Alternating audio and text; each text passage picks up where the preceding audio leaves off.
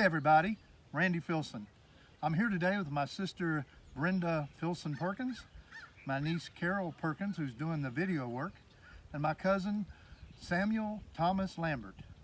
And we're here today for our very first episode of Remembering Our Roots. And we're on location today at the Filson Cemetery here in beautiful Fleming County. Today we're going to be talking about our great-great-great-grandfather, Samuel Blackburn Filson. Well, Samuel Filson, he grew up and was born in 1757 in the Brandywine Valley of Chester County, Pennsylvania. His dad, William, died of the plague when Samuel was just 9 years old, leaving his mom and his uncles and his grandfather to help raise him. Now, his grandfather was John Filson, who came over from Northern Ireland in 1737 and settled in the Brandywine Valley.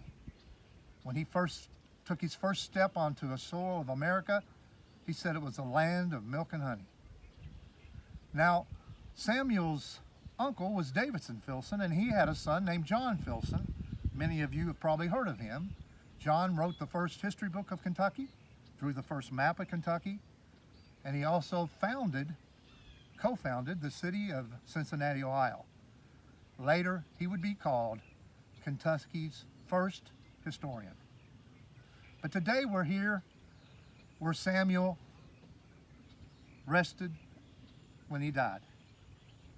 But he grew up in Chester County, Pennsylvania. And when he was 19, he met, fell in love, and married a lady by the name of Elizabeth Grace Heron. They started a family. But in 1778, Samuel Filson joined the Continental Army at White Plains, Maryland, and fought the Revolutionary War. And in 1779, he was promoted to sergeant.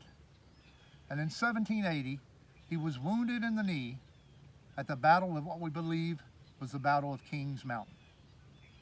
So in November of that same year, he was discharged because of his injury. He had a rough few years as his wife Elizabeth grew sick, and she died in the latter part of the 1790s.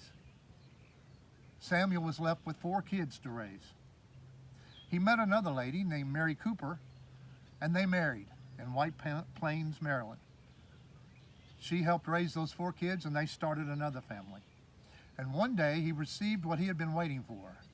You see, soldiers in the Revolutionary War received a monthly payment, but they also received either a one-time bounty or land grants. And Samuel Filson wanted land grants. So when he got them, Samuel, his wife Mary, children, loaded the wagons with whatever furniture they could have and load, and they headed out of White Plains, Maryland, down over the mountains into Virginia, into Kentucky, through the Cumberland Gap, on the Wilderness Road, all the way to right here, in this beautiful God's place, Fleming County, Kentucky. And they lived right across the way, and they built a 2-story log cabin. Well, they had to, because not only the 4 kids he had from his previous marriage, but Mary Cooper and Samuel had 12 more kids before they were finished. They needed the room. But also they needed the men and his sons to help farm the land. He was one of the largest landowners and farmers in all of Fleming County. Why, it was a perfect spot. 2 natural springs. There was plenty of grazing land. In the lower valley, plenty of fertile soil for all their crops. And then there was Fox Creek that goes all the way to the Licking River.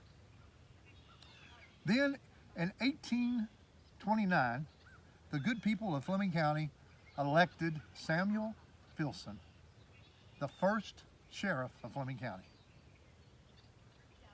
Before his death, Samuel Filson had his workers and his sons go up to one of these mountains and bring down some large rocks and large stones like these. And he wanted to make this his burial place. He told his family that he wanted to be buried in his Revolutionary War uniform, a uniform that he was so proud of. And he wanted to be laid to rest here, right underneath this tree. This is a special place for our Filson family. And 2 years ago, our cousin, Martha Fritz, and her sisters in the William Dudley chapter of the Daughters of the American Revolution honored our great-great-great-grandfather with a DAR celebration and ceremony. And I was blessed to portray him that day. It was a beautiful day. The sun was out, cool weather, breeze was blowing, and the American flag was blowing across his tombstone. I know he'd have been so proud. A special day for our family, as many of us were here. And if you'll look over to my right, you'll see another grave of a Roberts. One of my cousins is Terry L. Roberts. He is a retired naval chaplain, and he's also an author and written many books. And he's been all around the world. And in his book, he tells you that of all the places he's ever got to go, ever got to travel, that these pile of rocks are one of his most favorite places to be. All families are proud, and we Filsons are proud of this very spot. And I want to end with the fact that we live in the present, but if we don't know about our past, how much better will our future be if we do? I think Samuel Filson knew that. As before he died, he had his sons to chisel on his tombstone these words: "My race is run, my glass is done.